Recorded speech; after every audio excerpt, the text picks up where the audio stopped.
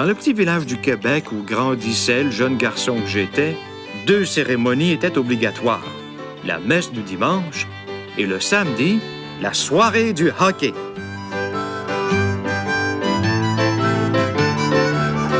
C'est l'équipe au Canadien. Blake, Masdell et Richard. Voilà la mise au jeu. La caoutchouc passe de Masdell à Blake. Blake se rend jusqu'au centre de la glace, s'approche de l'échec par Émile Bouchard qui reprend la rondelle. Les deux se bousculent le long de la clôture. Et l'arbitre siffle un hors-jeu. 33 secondes dans cette troisième période. Et toujours Canadien 2, Toronto 2. La rondelle est mise au jeu. Émile Bouchard reçoit la rondelle à la ligne bleue. Il lance vers le filet de Broda. Le disque est pris par Stewart, qui à son tour lance le caoutchouc à la ligne bleue. Et c'est Blake qui reçoit la rondelle. Il passe à Masdell. Masdell à Richard. Richard lance. Et goal! Maurice Richard! C'est maintenant 3-2 pour le Canadien. Alors qu'il ne reste plus que 14 secondes à jouer en troisième période. Maurice Richard avec des passes de Blake et Masdell. Plusieurs joueurs du tricolore sont sur la glace pour féliciter Richard qui vient de monter son deuxième.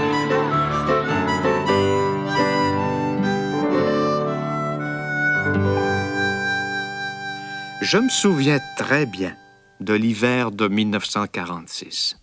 Nous portions tous le même uniforme que Maurice Richard. L'uniforme bleu, blanc, rouge des Canadiens de Montréal, la meilleure équipe de hockey au monde. Tous, nous peignions nos cheveux à la manière de Maurice Richard. Et pour les tenir en place, nous utilisions une sorte de colle. Beaucoup de colle. Nous lassions nos patins à la manière de Maurice Richard. Nous mettions le ruban gommé sur nos bâtons à la manière de Maurice Richard.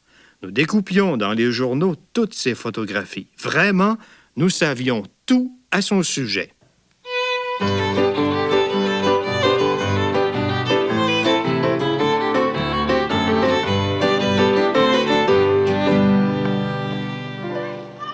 Sur la glace, au coup de sifflet de l'arbitre, les 2 équipes s'élançaient sur le disque. Nous étions 5 Maurice Richard contre 5 autres Maurice Richard, qui nous arrachions le disque. Nous étions 10 joueurs qui portions avec le même brûlant enthousiasme l'uniforme des Canadiens de Montréal. Tous, nous avions au dos son très célèbre numéro 9.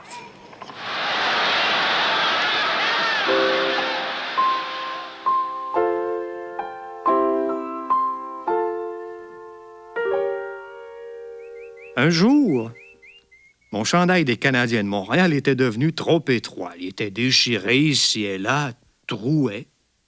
Ma mère me dit, « Avec ton vieux chandail, tu vas nous faire passer pour des pauvres. » Et elle fit ce que faisait chaque fois que nous avions besoin de vêtements. Elle commença par feuilleter le catalogue que la compagnie Eaton nous envoyait par la poste chaque année. Ma mère était fière. Elle n'a jamais voulu nous habiller au magasin général. Seule pouvait nous convenir la dernière mode du catalogue Eaton. Ma mère n'aimait pas les formules de commande incluses dans le catalogue. Elles étaient écrites en anglais et il n'y comprenait rien. Pour commander mon chandail de hockey, elle fit ce qu'elle faisait d'habitude. Elle prit son papier à lettres et elle écrivit de sa douce calligraphie d'institutrice « Cher Monsieur Eaton, auriez-vous l'amabilité de m'envoyer un chandail de hockey des Canadiens pour mon garçon Rock, qui a 10 ans et qui est un peu trop grand pour son âge et que le docteur Robitaille trouve un peu trop maigre. Je vous envoie 3 piastres et retournez-moi le reste, s'il en reste. J'espère que votre emballage va être mieux fait que la dernière fois. »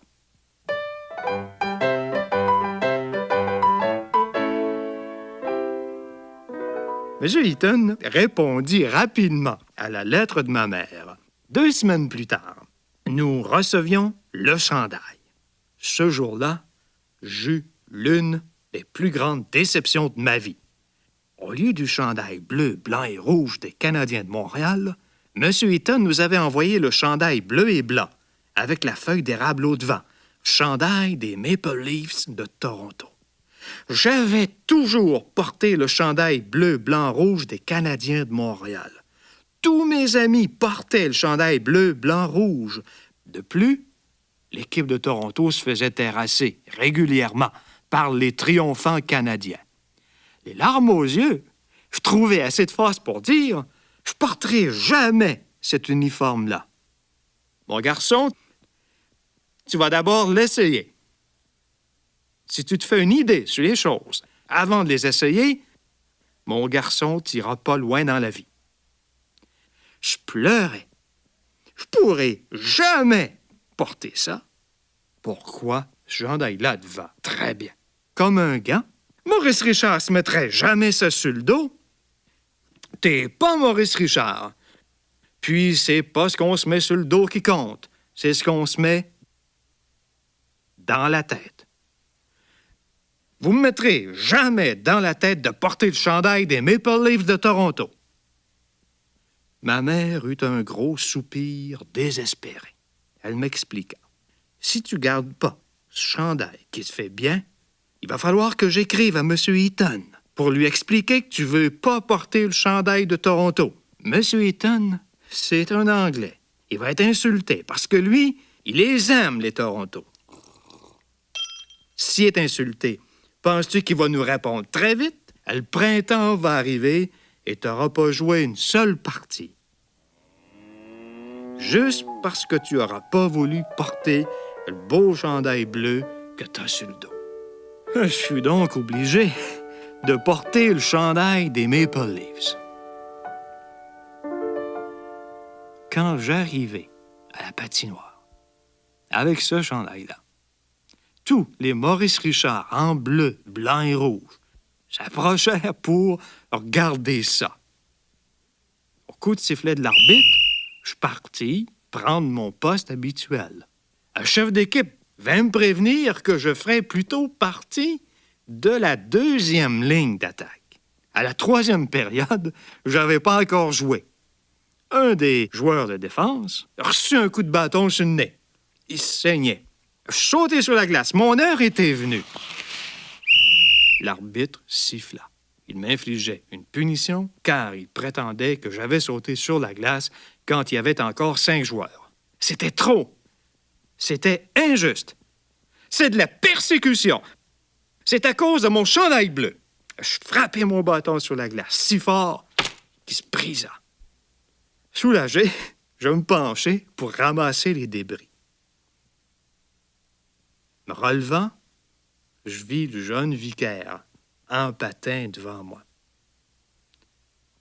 Mon enfant, ce n'est pas parce que tu as un petit chandail neuf des Maple Leafs de Toronto, au contraire des autres, que tu vas nous faire la loi. Un bon jeune homme ne se met pas en colère. Enlève tes patins et va à l'église demander pardon au bon Dieu.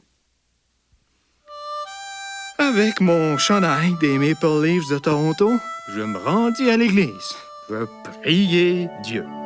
Je lui demandai qu'il m'envoie immédiatement des centaines, des millions de mythes pour dévorer mon chandail des Maple Leafs de Toronto.